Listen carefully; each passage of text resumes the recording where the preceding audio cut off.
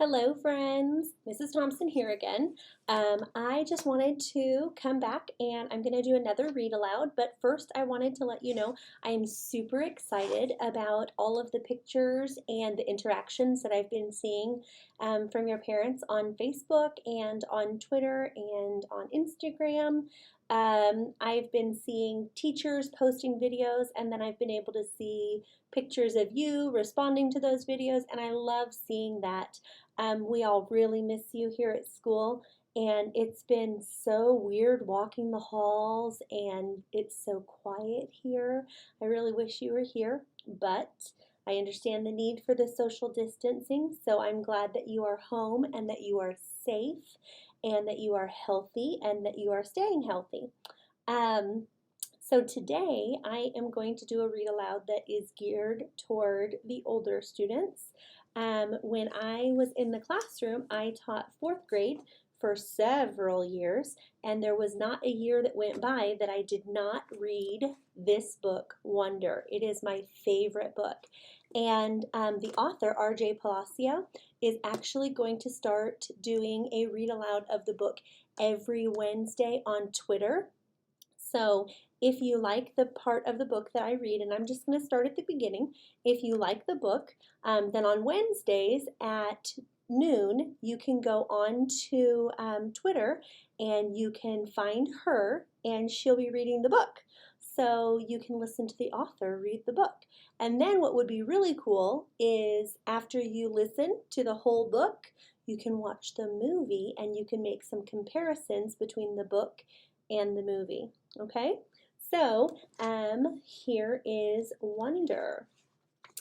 So the book is broken into sections, parts, and part one is told by August, who is one of the main characters. And it says, Fate smiled and destiny laughed as she came to my cradle. And that's by Natalie Merchant. It's a song called Wonder. Ordinary. I know I'm not an ordinary 10-year-old kid. I mean, sure, I do ordinary things. I eat ice cream, I ride my bike, I play ball, I have an Xbox. Stuff like that makes me ordinary, I guess. And I feel ordinary inside. But I know ordinary kids don't make other ordinary kids run away screaming in playgrounds. I know ordinary kids don't get scared at don't get stared at wherever they go. If I found a magic lamp and I could have only one wish, I would wish that I could have a normal face that no one ever noticed at all. I would wish that I could walk down the street without people seeing me and then doing that look away thing. Here's what I think. The only reason I'm not ordinary is that no one else sees me that way. But I'm kind of used to how I look by now. I know how to pretend that I don't see the faces that people make. We've all gotten pretty good at that sort of thing. Me, Mom, Dad, and Via. Actually, I take that back. Via's not so good at it. She can get really annoyed when people do something rude. Like, for instance, one time in the playground, some older kids made some noises. I don't even know what the noises were exactly because I didn't hear them myself. But Via heard and she just started yelling at the kids. That's the way she is. I'm not that way. Via doesn't see me as ordinary. She says she does, but if I were ordinary, she wouldn't feel like she needs to protect me as much. And Mom and Dad don't see me as ordinary either. They see me as extraordinary. I think the only person in the world who realizes how ordinary I am is me. My name is August, by the way. I won't describe what I look like. Whatever you're thinking, it's probably worse. Why I didn't go to school. Next week, I start fifth grade.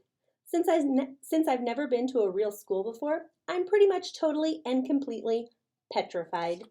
People think I haven't gone to school because of the way I look, but that's not it. It's because of all the surgeries I've had. 27 since I was born. The bigger ones happened before I was even 4 years old, so I don't remember those. But I've always had 2 or 3 surgeries every year since then. Some big, some small. Could you imagine having 2 or 3 surgeries every year? And because I'm little for my age, and I have some other medical mysteries that doctors never really figured out, I used to get sick a lot. That's why my parents decided it was better if I didn't go to school. I'm much stronger now, though. The last surgery I had was 8 months ago, and I probably won't have to have any more for another couple of years. Mom homeschools me. She used to be a children's book illustrator. She draws really great fairies and mermaids. Her boy stuff isn't so hot, though. She once tried to draw me a Darth Vader, and it ended up looking like some weird mushroom-shaped robot. I haven't seen her draw anything in a long time. I think she's too busy taking care of me and Via. I can't say I always wanted to go to school because that wouldn't be exactly true.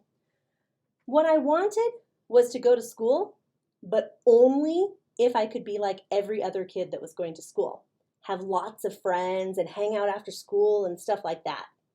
I have a few really good friends now. Christopher is my best friend, followed by Zachary and Alex. We've known each other since we were babies, and since they've always known me the way I am, they're used to me.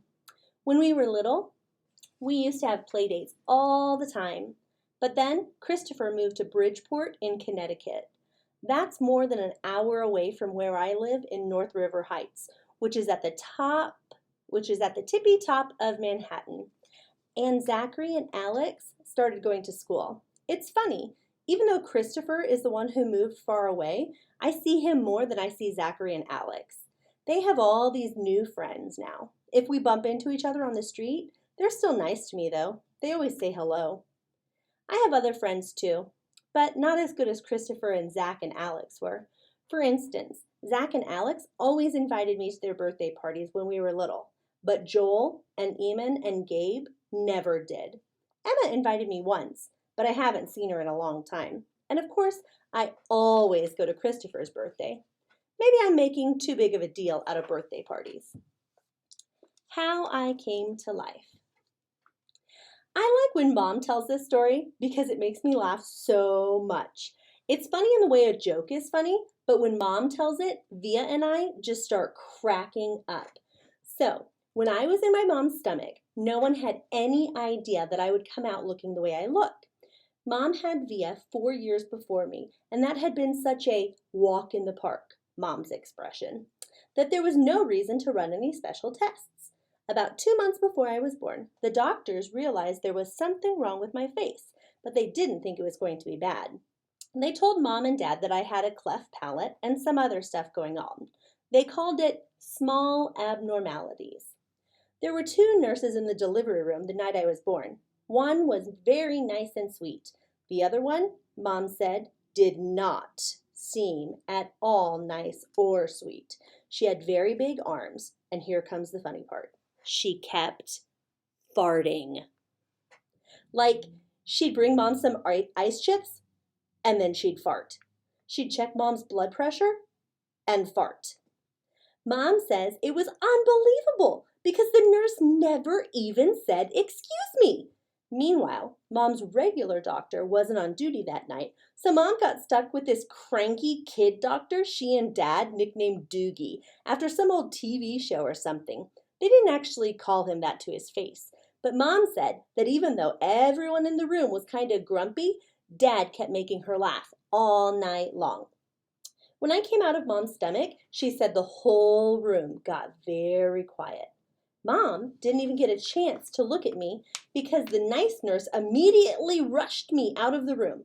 Dad was in such a hurry to follow her that he dropped the video camera, which broke into a million pieces. And then Mom got very upset and tried to get out of bed to see where they were going. But the farting nurse put her very big arms on Mom and kept her down on the bed. They were practically fighting because Mom was hysterical and the farting nurse was yelling at her to stay calm. And they both started screaming for the doctor. But guess what? He had fainted right on the floor. So, when the farting nurse saw that he had fainted, she started pushing him with her foot to wake him up, yelling at him the whole time. "What kind of doctor are you? What kind of doctor are you? Get up! Get up!" And then, all of a sudden, she let out the biggest, loudest, smelliest fart in the history of farts. Mom thinks it was actually the fart that finally woke the doctor up. Anyway, when Mom tells this story, she acts out all the parts, including the farting noises. And it is so funny. Mom says the farting nurse turned out to be a very nice woman. She stayed with Mom the whole time, didn't leave her side even after Dad came back with the doctors and told them how sick I was. Mom remembers exactly what the nurse whispered in her ear when the doctor told her I probably wouldn't live through the night. Everyone born of God overcometh the world. And the next day, after I had lived through the night, it was that nurse who held Mom's hand when they brought her to meet me for the first time. Mom says by then they had told her all about me. She had been preparing herself for the seeing of me. But she says that when she looked down into my tiny, mushed up face for the first time, all she could see was how pretty my eyes were. Mom is beautiful, by the way, and Dad is handsome. Via is pretty, in case you're wondering. All right, that is where I'm going to leave off. So that is a little snippet into wonder. And this book, you guys, is absolutely amazing. So like I said, the author is going to be doing live readings every Wednesday at noon on Twitter. And I would highly, highly, highly encourage you to get on Twitter and listen to her. I know that I will be. And another book that she came out with after this was 365 Days of Wonder. So in the book, there is an English teacher named Mr. Brown, and he has precepts, which are just rules to live by. And so in this book, there is a new rule to live by every single day. And what I wanted to do, or what I thought would be pretty cool, is to look at today's precept and see what our rule of today would be. And it says, what wisdom can you find that is greater than kindness? So I think what it's telling us today is that there is nothing that is greater than kindness. So even though we are stuck at home in our houses for what seems like the millionth day, I want you to focus on being kind to your brothers and sisters, kind to your mom and dad, kind to your pets, kind to your room. Maybe that means that you need to clean your room. I just want you to focus on being kind today because there's nothing greater than kindness. So before I leave you, I do have a joke of the day.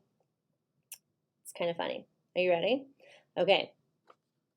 And this might be geared for our younger elementary audience because I didn't have much in the book that was geared towards them. Which is the most curious letter? So think about all the letters in the alphabet.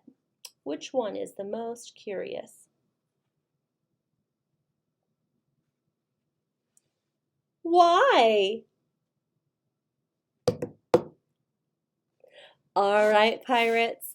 I hope that I get to see you all soon. I hope that you have a fantastic day and keep posting those pictures because I love, love, love seeing you in action. As you are working through your learning packets this week, remember to reach out to your teachers if you have any questions. If they are not available to help you, feel free to reach out to me. My email,hthompson@plainviewschools.org. All right, we will talk to you soon and hopefully see you soon.